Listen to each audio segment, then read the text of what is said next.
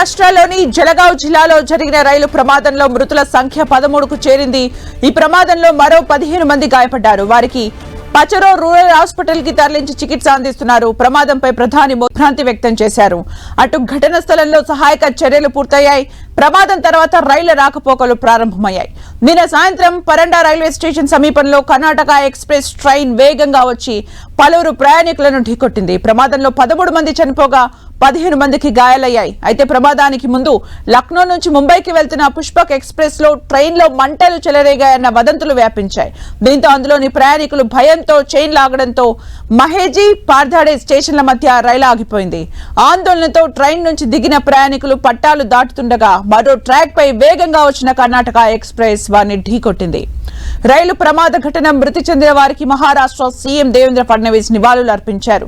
మృతుల కుటుంబాలకు 5 లక్షల ఎక్స్ గ్రేషియా ప్రకటించారు. అటు రైల్వే శాఖ కూడా బాధిత కుటుంబాలకు పరిహారం ప్రకటించింది. మృతుల కుటుంబాలకు ఒక్కొక్కరికి 1,50,000 చొప్పున ఎక్స్ గ్రేషియా ఇస్తామంది.